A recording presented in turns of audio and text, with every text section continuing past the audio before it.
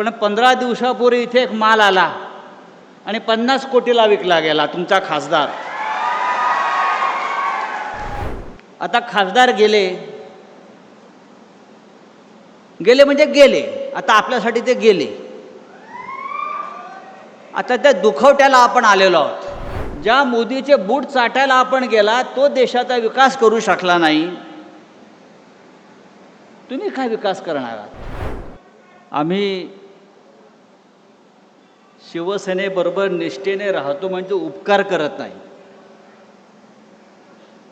हिंदू हृदय सम्राट बाळासाहेब ठाकरेंनी आम्हाला एवढं दिलेलं आहे या महाराष्ट्राला, आम्हाला सगळ्यांना.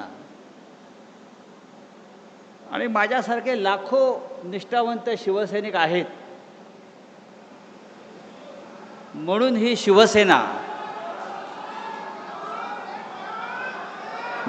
शिवसेना अनेक संकटामध्ये, वादळामध्ये उभी आहे. आणि एक सांगतो,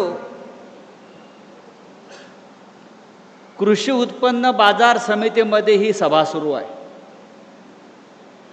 इथे शेतकऱ्यांचा माल येतो, विकला जातो, त्याला काय फार भाव मिळत नाही. पण 15 दिवसापूर्वी इथे एक माल आला आणि 50 कोटीला विकला गेला तुमचा खासदार.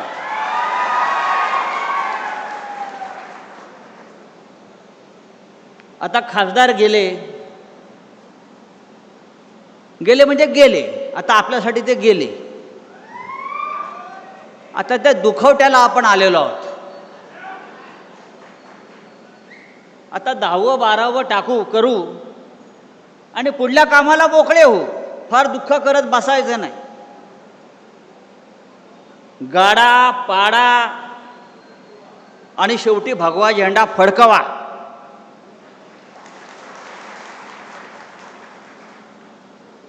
$50 कोटी भाव झाला त्याचा. 50 कोटी.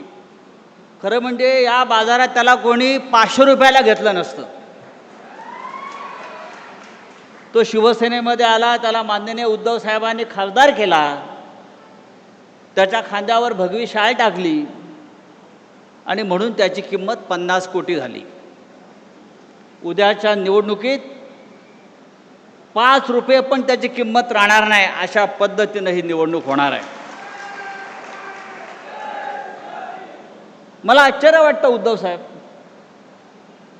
विकास निधीसाठी गेले.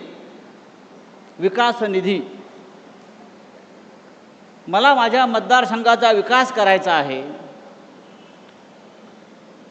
अरे कसला विकास करणार तुम्ही? 12 वर्षामध्ये नरेंद्र मोदी या देशाचा विकास करू शकला नाही.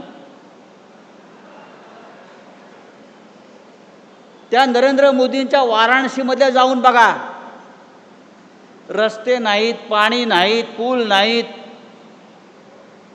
ज्या मोदीचे बूट चाटायला आपण गेला तो देशाचा विकास करू शकला नाही,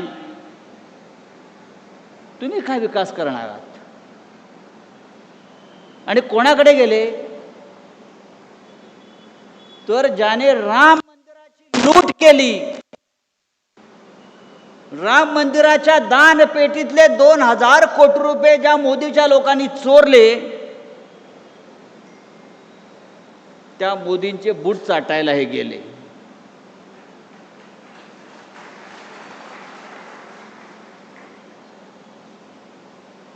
तर देशमुखला जाऊन सांगा, ही शिवसेना आहे आणि शिवसेना कधी संपत नसते. ठाकरे कधी संपत नसतात. ते पुन्हा पुन्हा राखेतून उभे राहतात आणि या महाराष्ट्रावरती आपली पकड मजबूत ठेवतात.